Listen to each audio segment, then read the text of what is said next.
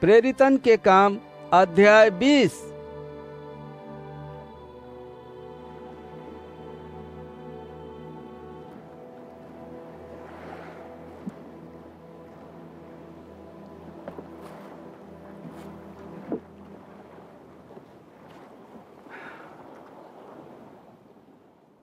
जब हल्ला थम गईल तो पौलुस चेला लोग के बुलवा के हिम्मत बढ़ैलन और ओकरा बाद उ लोग से विदा होके मकिदुनिया की ओरी चल दहलन।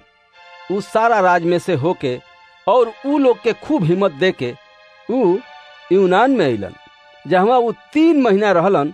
और जब उ जहाज द्वारा सीरिया जाए के रहलन तो उनके मालूम हो गईल कि यहूदी उनकरा ताक में बाड़न सन। ऐसे उ तय कैलन कि मकिदुनिया होके चल जाए के।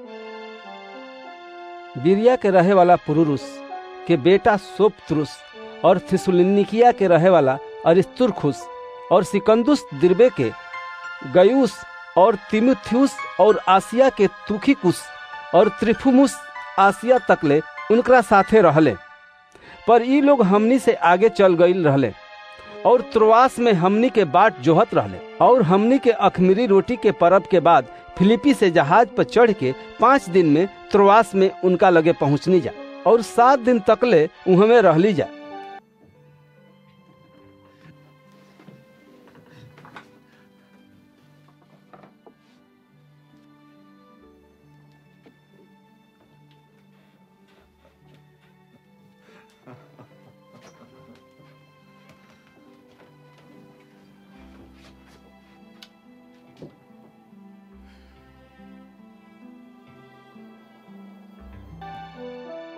इतवार के दिन जब हमनी के प्रभु भोज खातिर इकट्ठा भइनी जा तो पौलुस जौन दूसरका दिन चल जाए के रहलन उ लोग से बात कैलन और आधा रात तकले बात करत रहलन। जौना ऊपर वाला कोठरी में हमनी के इकट्ठा भइल रहली जा उमे ढेर दिया जरत रहे।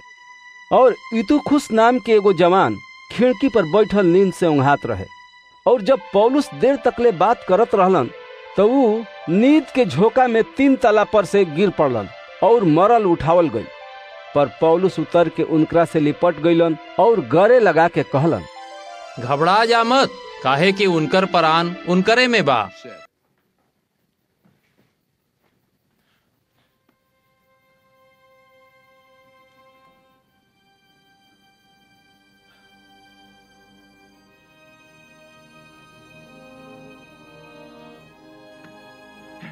फिर ऊपर जाके रोटी तोड़लन और खा के इतना देर तकले बात करत रहलन कि भोर हो गई। फिर वो चल गईलन और वो लोग ओह जवान के जिंदा ले अइले लोग और वो लोग के बड़ शांति मिलल। हमनी के पहले से जहाज पर चढ़ के असुस के ई विचार से गईनी जा कि हुआ से पौलुस के चढ़ा लेबे के, काहे कि वो खुद पैदल जाए के मर्जी से ऐसा इंतजाम कैले रहलन। जब वो हमनी के असुस में मिललन तो हमनी के उनकरा के जहाज पर चढ़ा के मितुलिने में गईनी जा। वहाँ से जहाज से हमनी के दोसरका दिन खियुस के सामने पहुँचनी जा और अगला दिन हमनी के समुंदर पार करके सामोस के पहुँचनी जा। फिर दोसरका दिन मिलेतुस में आईनी जा। पौलुस ठान लेले रहलन कि इफुसिस में बिना रुकले आगे बढ़ जाए के कि उनके आसिया में समय बितावे के ना पड़े, काहे कि वो जल्दी में रहलन कि यदि हो सकी तब पिन्तेकुस्त के दिन यरूशलेम पहुँच जास। और पौलुस मिलेतुस से इफिसुस के खबर भेज के कलीसिया के पुरनिया लोग के बोलौलन। जब उ लोग उनकरा लगे अइले तो उ लोग से कहलन, तोहन लोग खुद जाना ताड़ा जा, पहले के दिन से जब हम आसिया में पहुँचनी तो हम सब समय तोहन लोग के साथे कैसे रहनी, यानी बड़ दीनता से और आंसू बहा बहा के, और वह जांच में जवन यहूदी लोग के साजिश के कारण हमरा पर आ पड़ल रहे, हम प्रभु के सेवा करते रहनी। और जवन जवन बात तोहन लोग के लाभ के रहे ओकरा के बतावे से ना रुकनी, और सब केहू के सामने घर घर जाके सिखावत रही, और यहूदी लोग और यूनानी लोग के सामने हिम्मत से गवाही देत रहनी कि परमेश्वर के ओरी मन फिराव लोग और हमरा प्रभु यीशु मसीह पर विश्वास करा लोग।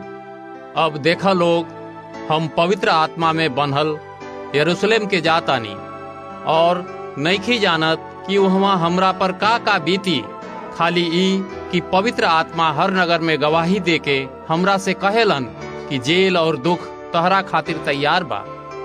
पर हम अपना प्राण के कैसा हूँ अपना खातिर प्यारा नहीं की समझत, पर ई कि हम अपना काम के और सेवा के पूरा करी जवन हमरा प्रभु यीशु से मिलल बा।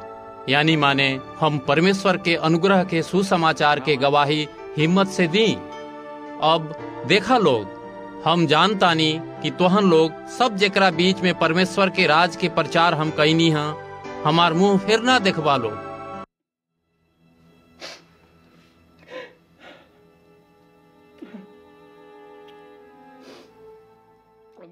ऐसे आज के दिन तोहन लोग से गवाही दे के कहतानी कि हम सब केहू के खून से निर्दोष बानी, काहे कि हम परमेश्वर के सगरी इच्छा के तोहन लोग के बतावे से ना रुकनी।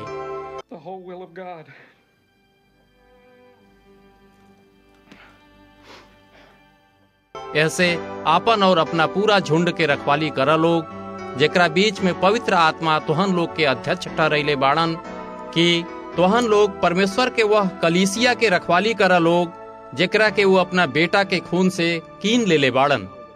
हम जानतानी कि हमरा गैला के बाद फाड़े वाला हुड़ार तोहन लोग के बीच में अइहन सब और झुंड के ना छोड़िहन सब।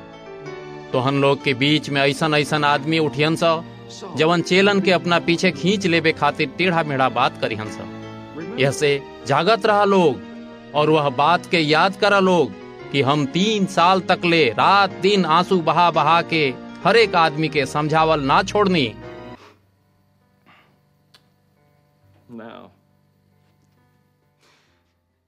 और अब हम तोहन लोग के परमेश्वर के और उनकरा अनुग्रह के वचन के सौंप देतानी, जे तोहन लोग के बढ़ा सकेलन और सब पवित्र लोगन के साझी कई के मिरास दे सकेला।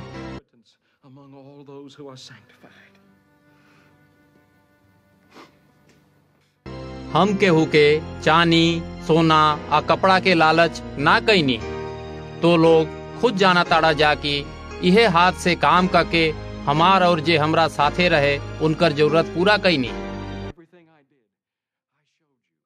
हम तोहन लोग के सब कुछ कह के दिखौनी कि ऐसा ही मेहनत करके कमजोरन के संभारिया लोग और प्रभु यीशु के ई वचन याद रखिया लोग जवन वो खुद कहले बाड़न, लेवे से देहल धन्य बात है।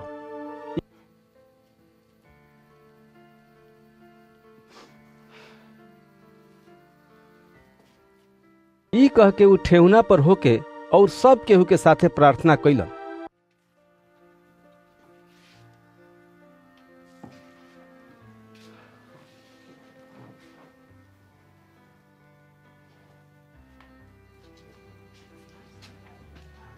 तब उ सब केहू खूब रोवलन लोग और पौलुस के गला में लिपट के उनकरा के चूमे लागल लोग। उ लोग खास करके वह बात के शोक करत रहे जौन उ कहले रहलन, तोहन लोग हमार मुंह फेर ना देखब। और उ लोग उनकरा के जहाज तक ले पहुंचैलन जा। प्रेरितन के काम अध्याय 21। जब हमनी के उ लोग से विदा होके जहाज से चलनी जा तो सोझ रास्ता से कोस में पहुंचनी जा और दूसरका दिन इरुदुस में और तब पतरा में। वहाँ फिनिके के जाए वाला एगो जहाज पाके हमनी के ऊपर चढ़ के चल दिहली जा। जब हमनी के साइप्रस दिखाई देहलस तो हमनी के ओकरा के बायां हाथ ओरी छोड़ के सीरिया के ओरी बढ़नी जा और सूर में जाके उतरनी जा, काहे कि वहाँ जहाज के माल उतारे के रहे। और चेला लोग से भेंट करके हमनी के वहाँ 7 दिन तक ले रहली जा। उ लोग पवित्र आत्मा के सिखावला से पौलुस से कहलन जा कि यरूशलेम में गोड़ मत रखी।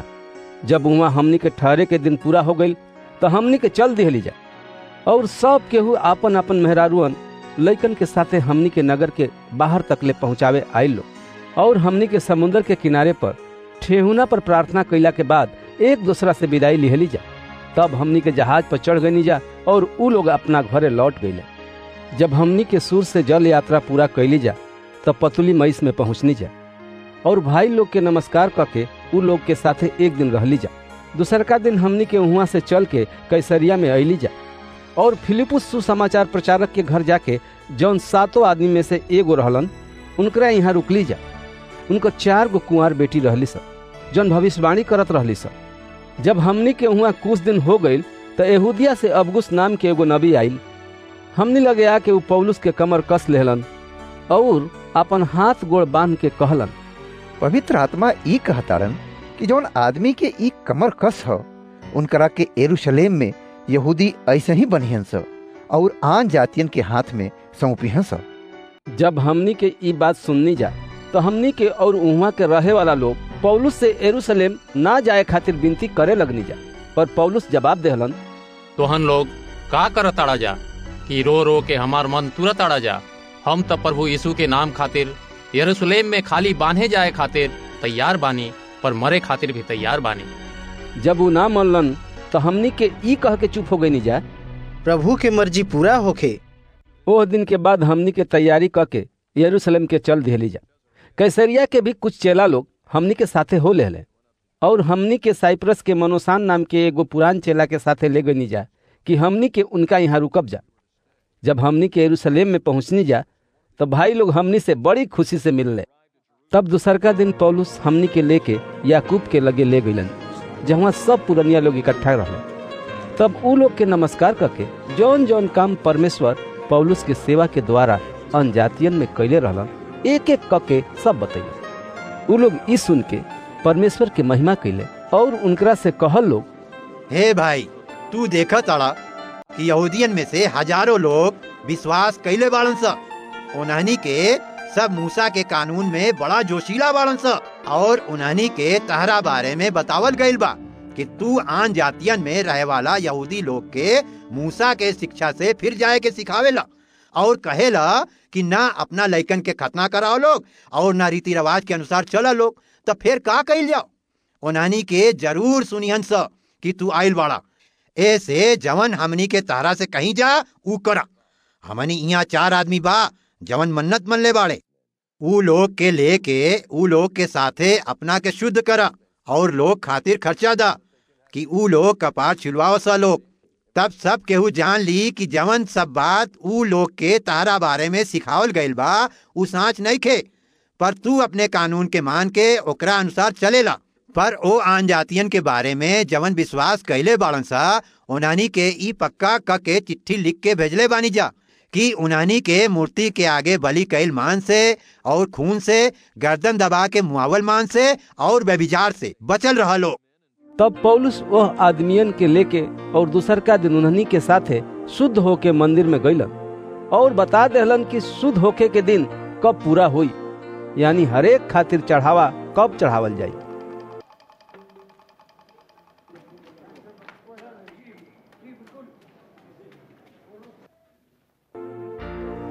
जब उस 7 दिन पूरा होके पर रहे तो आसिया के यहूदी लोग पौलुस के मंदिर में देख के सब भीड़ के उसकौलन सा और चिल्ला के पौलुस के पकड़ लेहलन सा और कहलन सा, हे इस्राएली लोग, हमनी के मदद करा जा।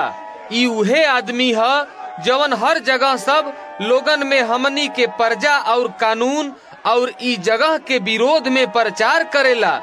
यहाँ तक ले कि यूनानियन के भी लिया के उ ई पवित्र जगह के अपवित्र क देले बा।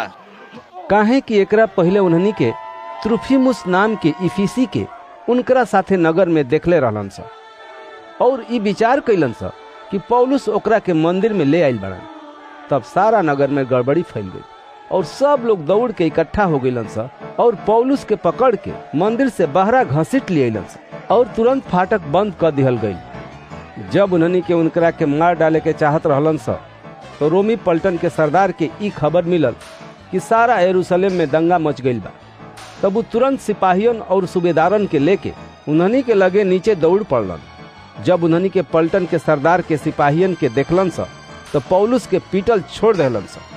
तब पलटन के सरदार आके पौलुस के पकड़ लेहलन और 2 गो सीकड़ में बांध के हुक्म देहलन और पूछे लगलन, ई के ह? ई का कैले बा? पर भीड़ में से केहू कुछ और केहू कुछ चिल्लात रहल और हल्ला के मारे कौनो सही बात पलटन के सरदार के ना मालूम पड़ल तो उनकरा के छावनी में ले जाए के हुक्म देहलन। जब उस सीढ़ी के लगे पहुंचलन तो ऐसन भइल कि मार डाले वाला भीड़ के कारण सिपाहियन के पौलुस के उठा के ले जाए के पड़ल, काहे कि भीड़ उनकरा पीछे लाग गईल रहे और उन्हनी के चिल्लात रहलन सा, एकरा के खत्म कर डालो। जब उन्हनी के पौलुस के छावनी के भीतर ले जाए पर रहलन सा तो वो पलटन के सरदार से कहलन, का हम तहरा से कुछ कह सकतानी? ऊ कहलन, का तू यूनानी बोली जानताड़ा? का तू मिस्री ना हवा जवन कुछ दिन पहले विद्रोह करवौलन और 4000 खूनी के जंगल में ले गए रहे? पौलुस कहलन, हम तो तरसुस के यहूदी आदमी हैं, किलिकिया के नामी नगर के आदमी हैं, और हम तहरा से विनती करतानी कि हमरा के लोगन से बात करे द। जब वो इजाजत दहलन तब पौलुस सीढ़ी पर खड़ा होके लोगन के हाथ के इशारा कैलन, और जब वो लोग चुप हो गईलन तो वो इब्रानी बोली में बोले लगलन कि हे भाई लोग और पुरनिया लोग, हमार जवाब सुनो जा, जवन हम अब तुहन लोग के सामने कहतानी। उन्हनी के ये सुन के कि वो हमनी के इब्रानी बोली में बोलताड़न तो उन्हनी के और भी चुप हो गईलन सा। तब वो कहलन, हम तो यहूदी आदमी हैं, जवन किलिकिया के तरसुस में पैदा भइली, पर यह नगर में पालन पोषण भइल और गमलियल के गोड़ पर बैठ के पढ़ावल गईली और पुरखन के कानून के ठीक से सिखावल गईली और परमेश्वर खातिर ऐसन धुन लगैले रही जैसन कि आज तुहन लोग लगैले बाड़ा जा। हम ई पंथ के यहाँ तक ले सतैनी कि आदमियन और मेहरारून के बांध बांध के जेल में डाल देत रहली और उन्हनी के मरवा भी डलनी। ई बात के गवाही खुद महायाजक और पुरनिया लोग के सभा दे सकत बा कि हम यह लोग से भाई लोग के नाम पर चिट्ठी लेके दमिश्क के चलल जात रहली कि जवन वहाँ होखे सा वहनियों के भी सजाए दिवाए खातिर बांध के यरूशलेम में ले जाई। जब हम चलत चलत दमिश्क के नजदीक पहुंचनी तो ऐसन भइल कि दोपहर के करीब एकाएक एगो बड़का अजोर आसमान से हमरा चारों ओर चमकल और हम जमीन पर गिर पड़नी और ये आवाज सुननी कि साउल, हे साउल, तू हमरा के काहे सतावताड़ा? हम जवाब दिहली, हे प्रभु, रउआ के हई? वो हमरा से कहलन कि हम यीशु नासरी हई, जेकरा के तू सतावताड़ा। और हमरा साथे रहे वाला लोग अजोर तो देखलन सा, पर जे हमरा से बोलत रहे उनकर आवाज ना सुनलन सा। तब हम कहनी, हे प्रभु, हम का करी? प्रभु हमरा से कहलन, उठ के दमिश्क में जा और जौन कुछ तहरा खातिर ठहरावल गईल बा वहाँ तहरा से सब बता देहल जाई। जब वह अजोर के तेज के मारे हमके कुछू ना दिखाई दिहलस त हम अपना साथे रहे वालन के पकड़ के दमिश्क में आईनी और हनन्याह नाम के व्यवस्था के अनुसार एगो भक्त आदमी जवन उहवा के रहे वालन सब यहूदी लोग में नामी रहलन हमरा लगे अइलन और खड़ा होके हमरा से कहलन, Brother Saul, receive your sight. हे भाई साउल, फिर देखे लागा। वही घड़ी हमारा आँख खुल गईल और हम उनका के देखे लगली। Then he said, the God of our fathers. तब वो कहलन, हमनी के पुरखन के परमेश्वर तहरा के ऐसे ठहरैले बाड़न कि तू उनकर मर्जी के जाना और वह धर्मी के देखा और मुंह से बात सुना, काहे कि तू उनकरा ओरी से सब आदमियन के सामने वह सब बात के गवाह होखबा जवन तू देखले और सुन ले बाड़ा। अब काहे देर करत आड़ा? उठ, बपतिस्मा ल और उनकर नाम के लेके सब पाप के धो डाला। And wash your sins away, calling on his name. फिर ऐसन भइल कि जब हम यरूशलेम में आके प्रार्थना करत रहली तो हम एगो दर्शन देखनी और हम उनकरा के देखनी कि हमरा से कहत आड़न, जल्दी क के यरूशलेम से तुरंत निकल जा, काहे कि उन्हनी के हमरा बारे में तुहार गवाही ना मनिहन सा। हम कहनी, हे प्रभु, उन्हनी के तक खुदे जानत आड़े कि हम रउआ पर विश्वास करे वालन के जेल में डलवावत रही और जगह जगह आराधनालय में पिटवावत रही। और जब रउआ गवाह स्तिफनुस के खून बहावल जात रहे तो हमहू वहाँ खड़ा रहली और मुआवे में राजी रहली और मुआवे वालन के कपड़ा के रखवाली करत रहली और हमरा से कहलन, चल जा, काहे कि हम तहरा के आन जातियन के लगे दूर दूर भेजब। उन्हनी के ई बात तकले उनकर सुनत रहलन सा, तब जोर से चिल्लैलन सा, ऐसा आदमी के धरती से अंत कर दा, काहे कि ओकरा जिंदा रहल ठीक नहीं थे। जब उन्हनी के चिल्ला चिल्ला के अपन कपड़ा फेंके और आसमान में धूल उड़ावे लगलन सा, तब पलटन के सरदार कहलन, एकरा के छावनी में ले जालो और कोड़ा मार के जांच पड़ताल करा जा कि हम जानी कि लोग कौना कारण से ओकरा विरोध में चिल्लाताड़े।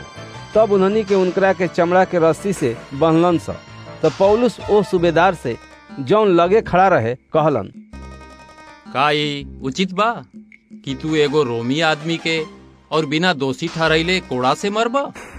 सूबेदार ई सुन के पलटन के सरदार लगे जाके कहलन, तू ई का करताड़ा, ई तो रोमी आदमी है। तब पलटन के सरदार उनकरा लगे आके कहलन, हमरा से बताव कि का तू रोमी हवा? वो कहलन, हाँ। ई सुन के पलटन के सरदार कहलन, हम तो रोमी होखे के पद ढेर रुपया दे के पहले बानी। पौलुस कहलन, हम तो जन्म से रोमी हैं। तब जौन लोग उनकरा के जांचे पर रहलन सा, उन्हनी के तुरंत उ लगे से हट गईलन सा। और पलटन के सरदार ई जान के कि पौलुस रोमी है और हम ओकरा के बंधले बानी, डरा गईलन। दूसरका दिन उ ठीक ठीक जाने के मर्जी से कि यहूदी काहे उनकरा पर दोष लगावत अड़न सा, उनकर बंधन खोल देहलन और महायाजक लोग और महासभा के इकट्ठा होके के हुक्म देहलन और पौलुस के नीचे ले जाके उन्हनी के सामने खड़ा कर देहलन। पौलुस महासभा के ओरी टकटकी लगा के देखलन और कहलन, हे भाई लोग, हम आज तक ले परमेश्वर के सामने बिल्कुल सांच विवेक से जिंदगी बितौले बानी। हनन्याह महायाजक लगे खड़ा लोगन के पौलुस के मुंह पर झापड़ मारे के हुक्म देहलन। पौलुस ओकरा से कहलन, हे चुना फेरल भीत, परमेश्वर तोहरा के मरिहन, तू कानून के अनुसार हमार न्याय करे खातिर बैठल बाड़ा और का कानून के विरोध में हमरा के मारे के हुक्म देताड़ा? जौन लगे खड़ा रहलन सा, उन्हनी के कहलन सा, का तू परमेश्वर के महायाजक के बुरा भला कहताड़ा?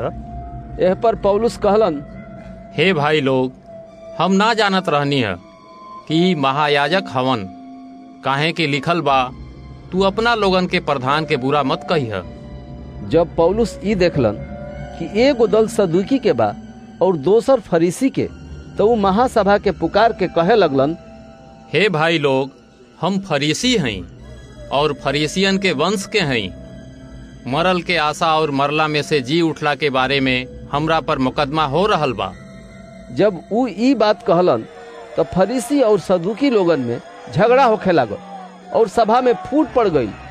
काहे कि सदुकी तो ई कहलन सा कि ना मरल से जी उठल बा, ना स्वर्गदूत और ना आत्मा बा, पर फरीसी तीनों मानेलन सा। तब बड़ा हल्ला मच गई और केतना शास्त्री जौन फरीसियन के दल के रहलन सा, उठ के ऐसे कह के झगड़ा करे लगलन सा, हमनी के ई आदमी में कुछो बुराई नहीं खींचा पावत, और यदि कौनो आत्मा आ स्वर्गदूत उनकरा से बोलले बाड़न तब फिर का?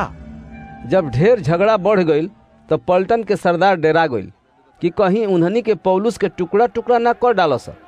ऐसे वो पलटन के हुक्म देलन कि नीचे उतर के उन्हनी के बीच में से पौलुस के जबरदस्ती निकाल के छावनी में ले आवा जा।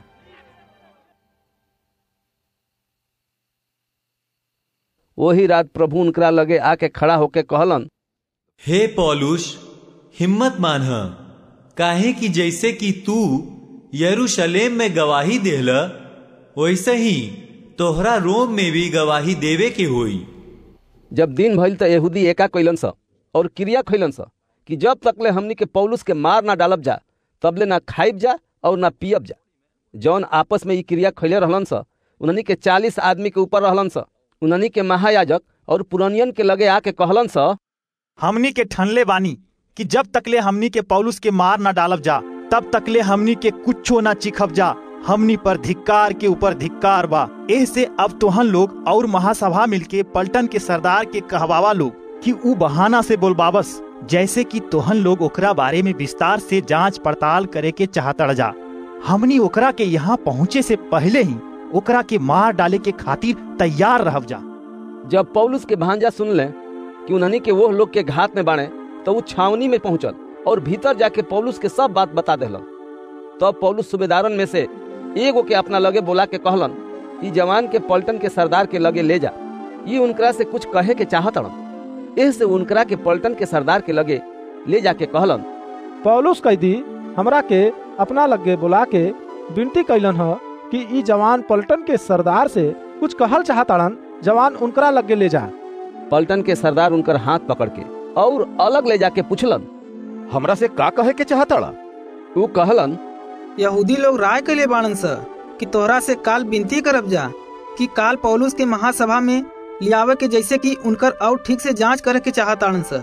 पर तू उन्हनी के मत सुनी है, काहे कि उन्हनी में से 40 के ऊपर आदमी पौलुस के घात में बाणन स, जवन ई ठान ले बाणन स कि जब तकले हमनी के पौलुस के मार ना डालब जा तब तकले ना खाए ना पिएब जा, और अब ही तैयार बाणन स, तहरा फैसला के इंतजारी में बाणन स।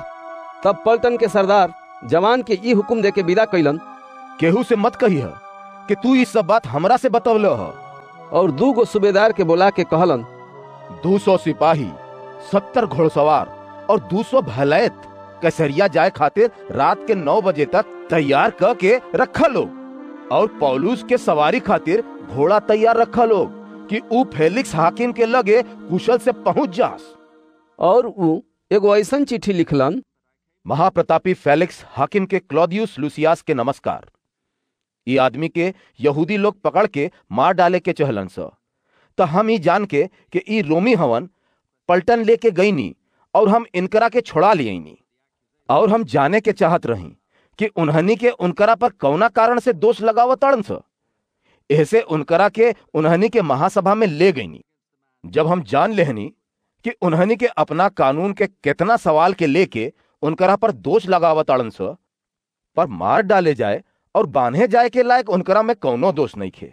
और जब हमके बतावल गईल कि उन्हनी के ई आदमी के घात में लागल बाड़न स, तो हम तुरंत उनकरा के तोहरा लगे भेज देनी, और इनकरा पर दोष लगावे वालन के भी हुक्म देनी कि उन्हनी पर तोहरा सामने ई बात के नालिश करस। एह से जैसे सिपाहियन के हुक्म देहल गईल रहे, वैसे ही पौलुस के रातों रात अंतिपत्रिस में लियाइल लोग। बाकी दूसरका दिन घोड़सवारन के उनकरा साथ आगे जाए खातिर छोड़ के पैदल पलटन के लोग छावनी में लौट आई लोग। उ लोग कैसरिया में पहुंच के हाकिम के चिट्ठी दिले और पौलुस के भी उनकरा सामने खड़ा कैले। चिट्ठी पढ़ला के बाद उ पूछलन, तू कौना राज के हवा?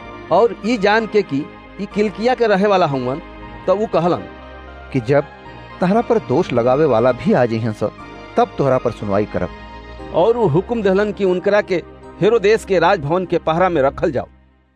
प्रेरितन के काम अध्याय 24। 5 दिन के बाद हनन्याह महायाजक कुछ पुरनिया लोग के और तिरतुलुस नाम के एगो वकील के साथे लेके अइले।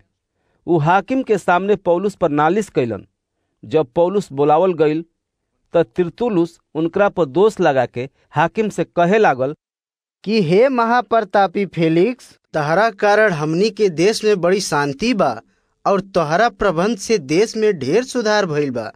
ये बात के हम हर एक जगह और हर तरह से मानतानी। अब हम तोहार और ढेर समय बर्बाद ना करे के तोहरा से विनती करतानी कि कृपा करके हमार 2-1 बात सुन ली। बात ई आदमी सही में उपद्रवी है और दुनिया के सारा यहूदी लोग में दंगा करे वाला है और नासरियन के कुपंथ के मुखिया है। यहाँ तकले कि ई मंदिर के भी भ्रष्ट करे के चहलस। तब हमनी के एकरा के पकड़ लिहली जा। हमनी के एकर न्याय अपना कानून के अनुसार करे के चाहत रहली जा, पर पलटन के सरदार लूसियास आके एकरा के जबरदस्ती हमनी के हाथे से छीन लिहलन और एकरा पर दोष लगावे वालन के तहरा सामने लावे के हुक्म दिहलन। जौना बात के बारे में हम ओकरा पर दोष लगावत तानी, यदि तू खुद ओकरा से पूछताछ करब त तहरा इस सब बात के विश्वास हो जाई। यहूदी लोग भी ई नालिश में ओकर साथ दे के कहलन जा, ई सब बात ऐसा ही है। जब हाकिम पौलुस के बुला के इशारा कैलन तो उ जवाब देहलन, हम ई जान के कि तू ढेर साल से ई जाति के न्याय करताड़ा, खुशी से हम अपन बचाव में बोलतानी। तू खुद ई सच्चाई के पता लगा सकताड़ा कि जब से हम यरूशलेम में उपासना करे खातिर आईनी, हमरा 12 दिन से ऊपर ना भइल। उन्हनी के हमरा के ना त मंदिर में, ना आराधनालय में और ना नगर में कहीं केहू से बात विवाद करत आ दंगा करवावत पौलन स, और ना त उन्हनी के वह सब बात के जौना के उन्हनी के अब हमरा पर दोष लगावत ताड़न स, और ना तहरा सामने साच ठहरा सकेलन स।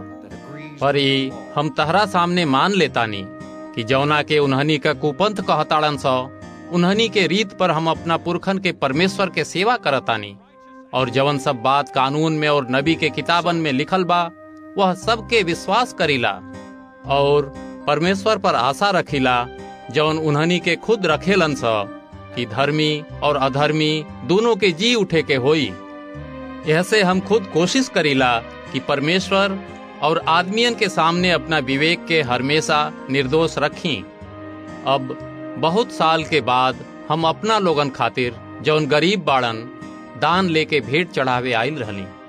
उन्हनी के हमरा के मंदिर में शुद्ध हालत में बिना भीड़ भाड़ा दंगा कैले ई काम में पौलन सा, पर वहाँ आसिया के कुछ यहूदी लोग रहलन जा। उन्हनी के उचित रहे कि यदि हमरा विरोध में वो लोग के कुछ बात होई तो यहाँ तहरा सामने आके हमरा पर दोष लगावत लोग, ना तो ई लोग खुद बतावे कि तब हम महासभा के सामने खड़ा रहली तो वो लोग हमरा में कैसन दोष पौलन लोग। खाली एगो बात के छोड़ जौन हम वो लोग के बीच में खड़ा होके जोर से कहले रहली कि मरला के जी उठे के बारे में आज हमरा तुहन लोग के सामने मुकदमा हो रहल बा। पर फेलिक्स जौन ई पंथ के बात ठीक ठीक जानत रहे उनकरा के ई कह के टाल दिहलन, पलटन के सरदार लूसियास आई हैं त तहरा बात पर विचार करब।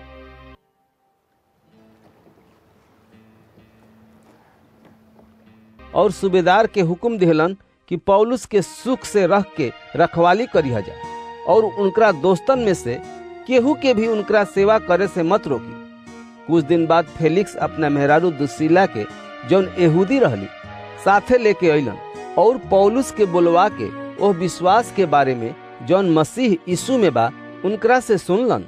जब ऊ धार्मिकता और संयम और आवे वाला न्याय के चर्चा करत रहलन तब फेलिक्स डेरा के जवाब दिहलन, ई समय तक तू जा, समय मिलला पर हम तहरा के फेर बुलाए। ऊ पौलुस से कुछ रुपया पावे के आशा भी करत रहे, एह से ऊ बार बार बुला के बातचीत कैल करत रहे।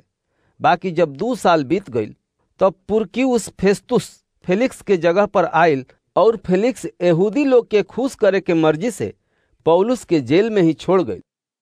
फेस्तुस ओ राज में पहुंच के 3 दिन के बाद कैसरिया से यरूशलेम गई। तब महायाजक और यहूदी के बड़का लोग पौलुस पर दोष करके उनकरा से विनती कैलन सा और ई छूट मंगलन सा कि ऊ पौलुस के यरूशलेम भेजवा देस, काहे कि उन्हनी के उनकरा के रास्ते में मार डाले के ताक में रहलन सा। तब फेस्तुस जवाब दिहलन, पौलुस कैसरिया के जेल में बा और हम खुद जल्दी वहां जाइब कि तोहन लोग में जवन मुख्य आदमी होखे ऊ हमरा साथे चले, और यदि आदमी कुछ अनुचित काम कैले बा त उहवा ओकरा पर दोष लगावा जा। वो उन्हनी के बीच 8 आ 10 दिन तक ले रह के कैसरिया के चल गईलन और दूसरका दिन न्याय आसन पर बैठ के पौलुस के लियावे के हुक्म दिलन। जब वो अइलन तो जवन यहूदी यरूशलेम से आयल रहलन सा उन्हनी के अगल बगल खड़ा होके उनकरा पर गंभीर दोष लगावे लगलन सा, जौना के उन्हनी के लगे कौनो सबूत ना रहे। बाकी पौलुस जवाब दिहलन, हम ना तो यहूदी लोग के कानून के और ना मंदिर के और ना कैसर का विरोध में कोनो पाप कैले बानी। जब फेस्तुस यहूदी लोग के खुश करे के मर्जी से पौलुस के जवाब देलन, का तू चाहताड़ा कि यरूशलेम के जाई और वहाँ हमरा सामने ई तहार मुकदमा तय कैल जाओ। पौलुस कहलन, हम कैसर के न्याय आसन के सामने खड़ा बानी, हमरा मुकदमा के फैसला यहीं होखे के चाहिए। जैसन तू ठीक से जाना ताड़ा कि यहूदियन के हम कुछो नहीं बिगड़ले। यदि दोषी बानी और यदि मुआवे जाए खातिर कोनो काम कैले बानी तो मरे से नहीं नकारब, पर जौना सब बात के ये दोष लगावताड़न सा यदि ओमे से कोनो बात साँच ना ठहरे तो केहू हमरा के उन्हनी के हाथ में नहीं सौंप सकत। हम कैसर के दुहाई देता नहीं। तब फेस्तुस अपना सभा में मंत्रियों के सलाहकारन से राय क के जवाब दिहलन, तू कैसर के दुहाई देले बाड़ा, तू कैसर के लगे जइबा।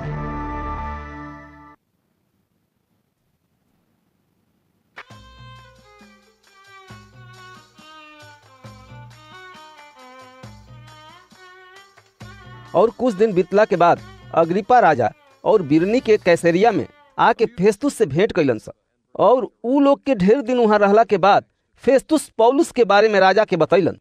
एगो आदमी बा जौना के फेलिक्स जेल में छोड़ गईल बाड़न।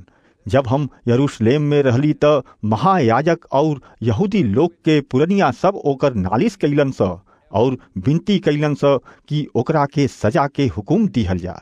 पर हम उन्हनी के जवाब दिहली कि रोमियन के ई रीत नइखे कि कौनो आदमी के सजा खातिर सौंप दी जब तक ले मुदालई के अपना मुद्दयन के सामने खड़ा होके दोष के जवाब देवे के अवसर ना मिले।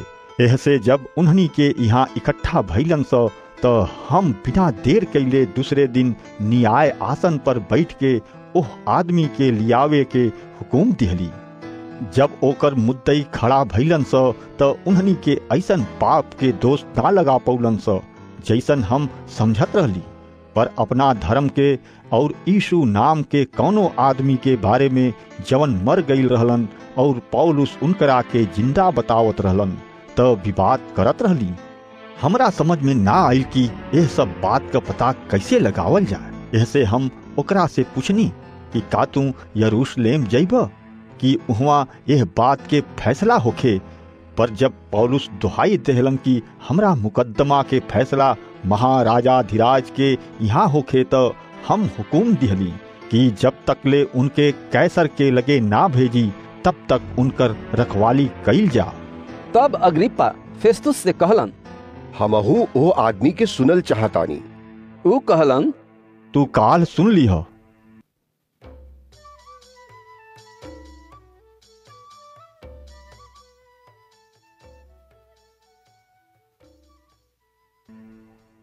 ऐसे दूसरका दिन जब अग्रिप्पा और बिरनी के बड़ी धूमधाम से आके पलटन के सरदारन और नगर के बड़का लोगन के साथे दरबार में पहुंचलन सा तो फेस्तुस हुकुम दिलन कि ऊ लोग पौलुस के लियावे लोग। फेस्तुस कहलन, हे राजा अग्रिप्पा और हे सब आदमी लोग जवन यहाँ हमरा साथे बाड़ा जा, तो हम लोग ई आदमी के देखा ताड़ा जा जौना के बारे में सारा यहूदी लोग यरूशलेम में और यहाँ भी चिल्ला चिल्ला के हमरा से विनती कैलन स कि एकर जिंदा रहल उचित नइखे। पर हम जान लेली कि ई ऐसन कुछ नइखे कैले कि मार डालल जाओ। और जबकि ई खुद महाराज धीराज के दुहाई दिहल हो तो हम एकरा के भेज देवे के उपाय कैनी। पर हम एकरा बारे में कौनो ठीक बात ना पैनी कि अपना महाराजा के लगे लिखी। जैसे हम एकरा के तोहरा सामने और विशेष क के हे राजा अग्रिप्पा तोहरा सामने लियाइल बानी कि जचला के बाद हमरा के कुछ लिख के मिल जाओ, काहे कि हमारी बेकार जान पड़त बा कि कौनो कैदी के ओकरा दोष के चिट्ठी तैयार कैले बिना भेज दी। अग्रिप्पा पौलुस से कहलन, तोहके अपना बारे में बोले के अनुमति बा। तब पौलुस हाथ बढ़ा के अपना बात से उत्तर देवे लगलन, हे राजा अग्रिप्पा, जितना बात के यहूदी हमरा पर दोष लगौले बाड़न स, आज तहरा सामने ओकर जवाब देवे में अपना के धन समझतानी। खास करके ऐसे कि तू यहूदी लोग के सब व्यवहार और विवाद के जाने ल। ऐसे हम तहरा से विनती करतानी कि धीरज से हमार सुन ल। जैसन कि हमार चाल चलन शुरू से अपना जाति के बीच में और यरूशलेम में रहे, ये सब यहूदी जानत आड़न जा। उन्हनी के यदि गवाही देवे के चाहत आड़न स तो शुरू से हमरा के जानत आड़न स कि हम फरीसी होके अपना धर्म के सबसे कट्टर पंथ के अनुसार चलनी। पर अब वह वादा के आशा के कारण जौन परमेश्वर हमरा पुरखन से कैले रहलन, हमरा पर मुकदमा चल रहल बा। वही वादा के पूरा होखे के आशा लगैले हमनी के 12 गोत्र अपना सारा मन से रात दिन परमेश्वर के सेवा करे लोग। हे राजा, यही आशा के बारे में यहूदी हमरा पर दोष लगावत आड़न स, जबकि परमेश्वर मुर्दन के जियावेलन त तहरा इहा ई बात काहे विश्वास के लायक ना समझल जाला। हम समझले रही कि यीशु नासरी के नाम के विरोध में हमरा के बहुत कुछ करे के चाहिए, और हम यरूशलेम में ऐसा ही कैनी और महायाजक लोग से अधिकार पाके ढेर पवित्र लोगन के जेल में डलनी। और जब उन्हनी के मार डालल जात रहले तब हम उन्हनी के विरोध में आपन राय देत रहली और हर आराधनालय में उन्हनी के दुख दे दे के यीशु के निंदा करवावत रहली। यहाँ तकले कि विरोध के मारे ऐसन पागल हो गईनी कि बाहर के नगरन में भी जाके उन्हनी के सतावत रहली। यही धुन में जब हम महायाजक लोग से अधिकार और हुक्म लेके दमिश्क के जात रहली तो हे राजा, रास्ते में दोपहर के समय हम आसमान से सूरज के तेज से भी ज्यादा एगो अंजोर हमरा और हमरा साथे चले वालन के चारों ओर चमकल देखली। और जब हमनी के सब केहू जमीन पर गिर पड़नी जा त हम इब्रानी बोली में ई कहत आवाज सुननी, हे साउल, तू हमरा के काहे सतावताड़ा? नोकीला पैना पर लात मारल तहरा खातिर कठिन बा। हम कहनी, हे प्रभु, रउआ के हई? प्रभु कहलन कि हम यीशु हई जेकरा के तू सतावताड़ा। बाकी तू उठ, अपना गोड़ पर खड़ा होखा, काहे कि हम तहरा के ऐसे दर्शन देनी है कि तोहरा के वह बात के सेवक और गवाह ठहराई जवन तू देखला है, जवन और ओकर भी जवना खातिर हम तहरा के दर्शन देब। और हम तोहरा के तोहन लोगन से और आन जातियन के लोगन से बचावत रहब, जेकरा लगे हम अब तोहरा के ऐसे भेजतानी कि तू उन्हनी के आँख खोला, कि उन्हनी के अन्हार से अंजोर के ओरी और शैतान के अधिकार से परमेश्वर के ओरी लौटस, जवना से कि पापन के माफी और वह लोगन के साथे जगह पावे सा जवन लोग हमरा पर विश्वास कैला से पवित्र कैल गईल बाड़े। यह से हे राजा अग्रिप्पा, हम वह सड़क के दर्शन के बात ना टरनी, पर पहले दमिश्क के फिर यरूशलेम के रहे वालन के तब यहूदिया के सारा देश में और आन जातियन के समझावत रहनी कि पाप से मन फिरावा लोग और परमेश्वर के ओरी फिरे के लायक काम कर लोग। यही बात के कारण से कुछ यहूदी हमरा के मंदिर में पकड़लन सा और मार डाले के कोशिश कैलन सा। यह से परमेश्वर के मदद से हम आज तक ले बनल बानी और छोट बड़ सब लोगन के सामने गवाही देतानी, और वह बात के छोड़ कुछो नहीं खी कहत जवन नबी और मूसा भी कहले बाड़न की उ सब होखे वाला बा, कि मसीहा के दुख उठावे के होई और उहे सबसे पहले मरला में से जी उठ के हमनी के लोगन में और आन जातियन में अजोर के प्रचार करीहन। जब पौलुस अपना बचाव में ऐसे कहत रहलन तब फेस्तुस जोर से कहलन कि हे पौलुस, तू पागल हवा, ढेर विद्या तहरा के पागल कर देले बा। बाकी वो कहलन, हे महाप्रतापी फेस्तुस, हम पागल ना हई, पर सच्चाई से गहराई के बात कहतानी। राजा भी जिनकरा सामने हम आजादी से बोल रहल बानी ई बात जानत आड़न, और हमके विश्वास बा कि ई सब बात में से कौनो बात उनकरा से छिपल नहीं खे, काहे कि ई घटना तक कोना में ना भइल। हे राजा अग्रिप्पा, का तू नबी लोग के विश्वास करेला? हाँ, हम जानत आनी कि तू विश्वास करेला। तब अग्रिप्पा पौलुस से कहलन, तू तनी सा समझवला से हमरा के मसीही बनावे के चाहता रहा। पौलुस कहलन, परमेश्वर से हमार प्रार्थना ई बा कि का तनीसा में खाली तू ही ना, पर जितना लोग हमार सुनत आड़े ई बेड़िया के छोड़ के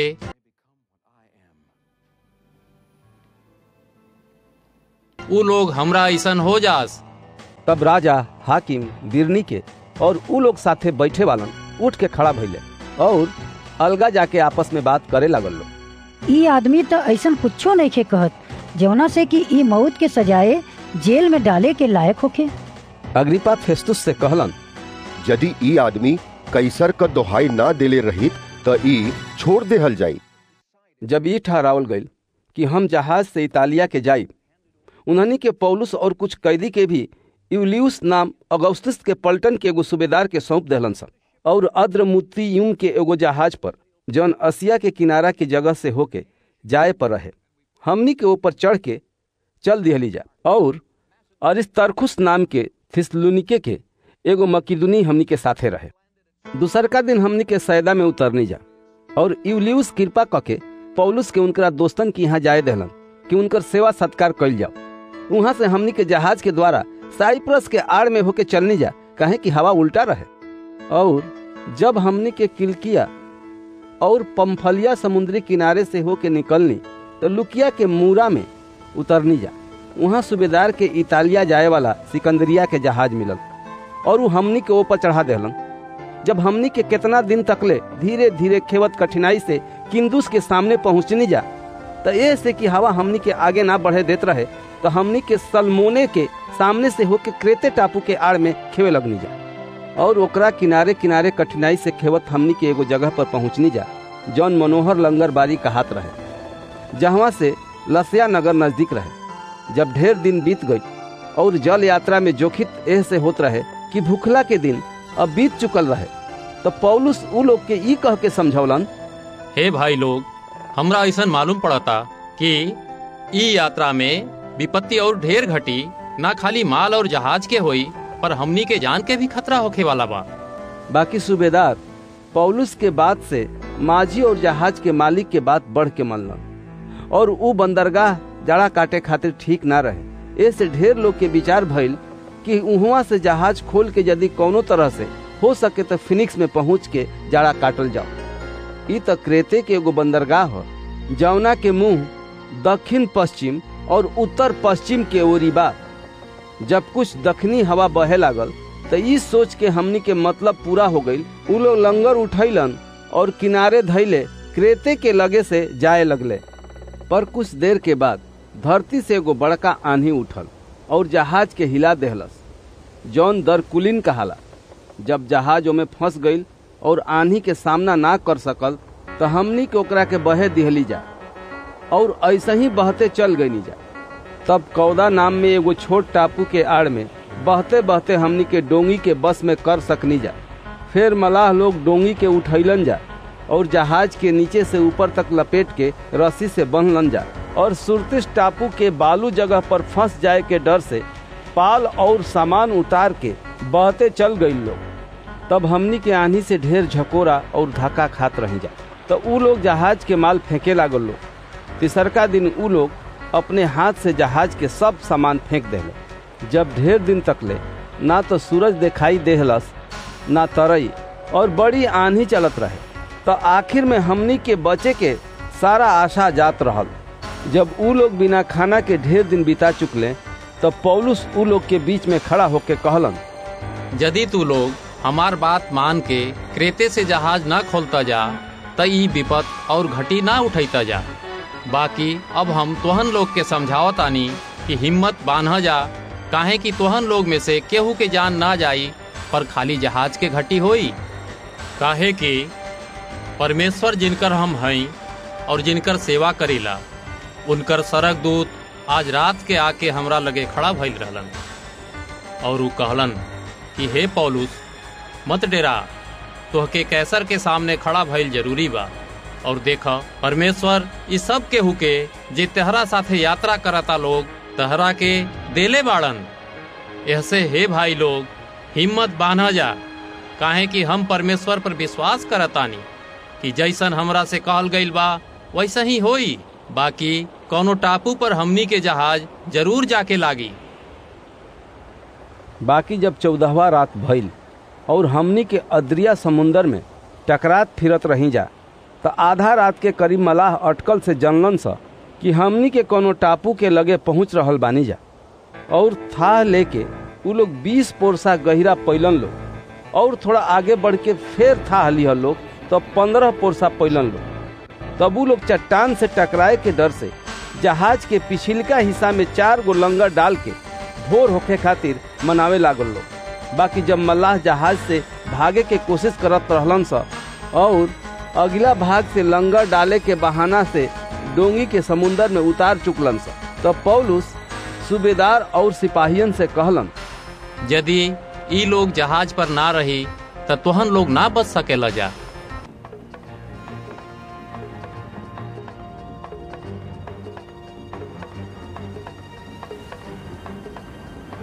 तब सिपाही लोग रास्ता काट के डोंगी गिरा देहलन जा।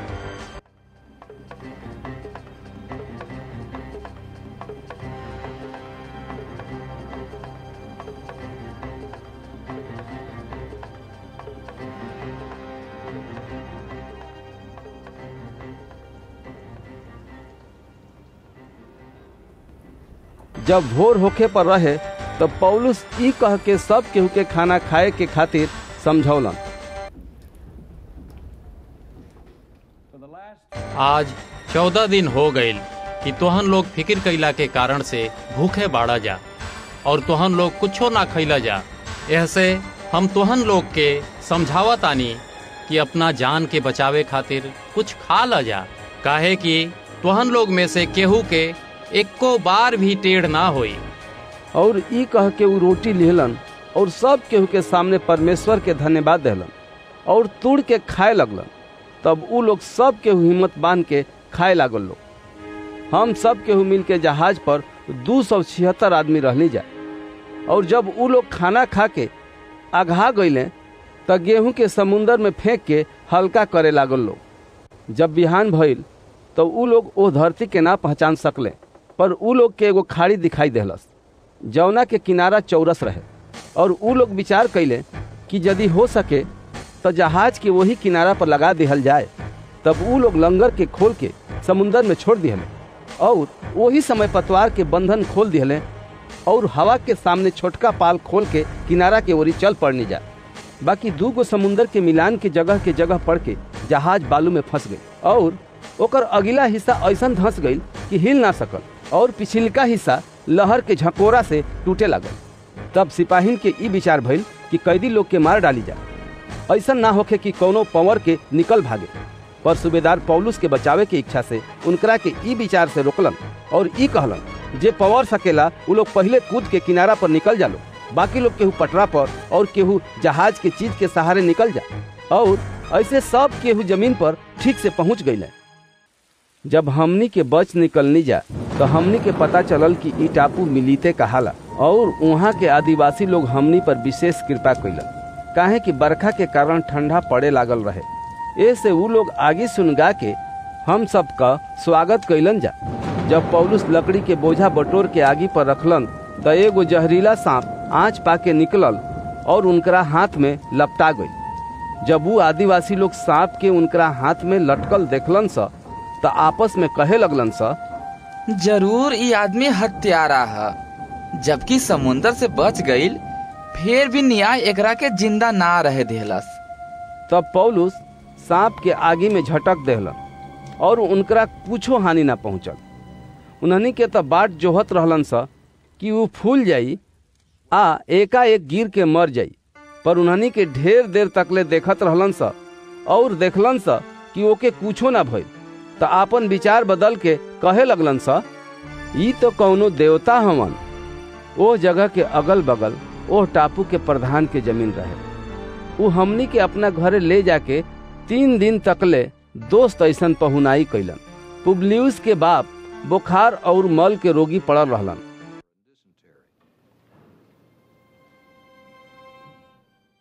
ऐसे पौलुस उनकरा लगे घर में प्रार्थना कैलन और उनकरा पर हाथ रख के उनके चंगा कैलन।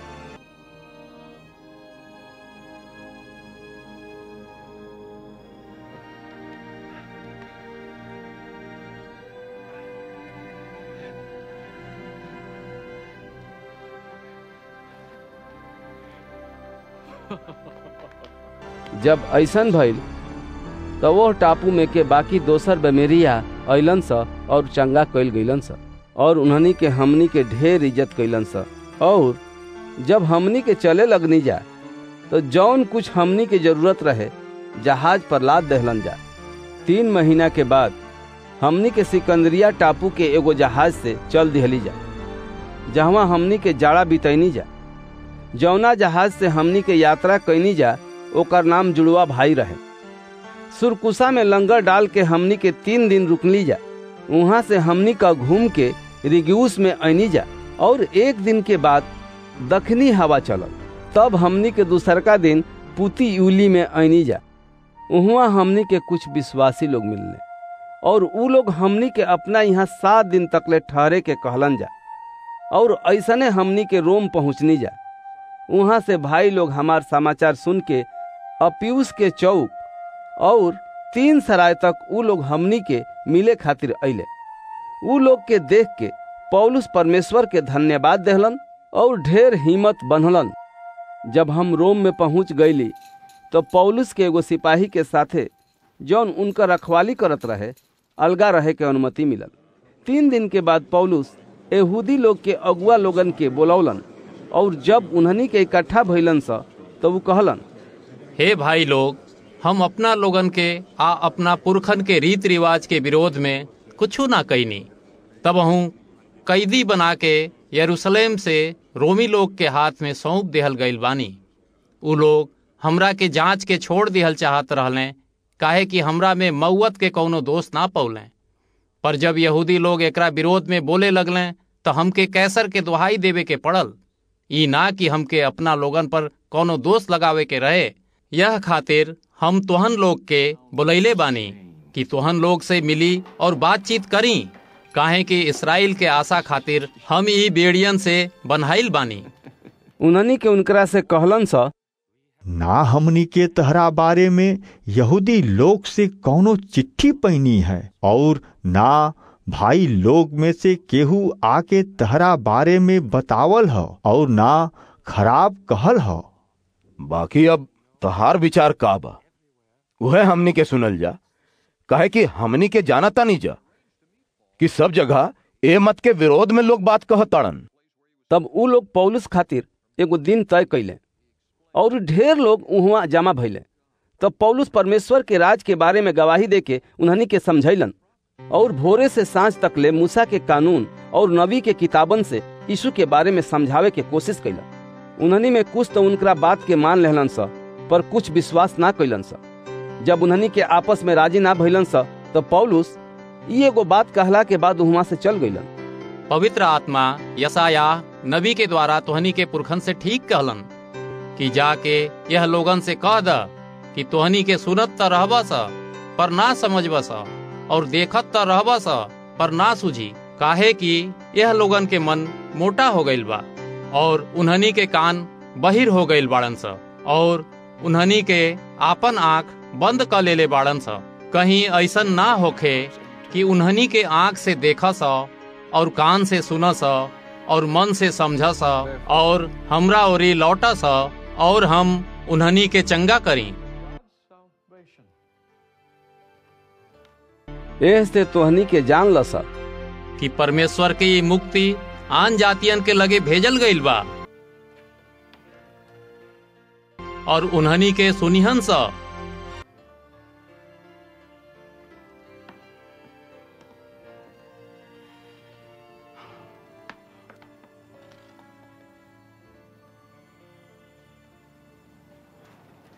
जब पौलुस ई बात कहलन तो यहूदी आपस में ढेर बात विवाद करते वहां से चल गइलन सा, और पौलुस पूरा 2 साल तकले अपना किराया के घर में रहलन।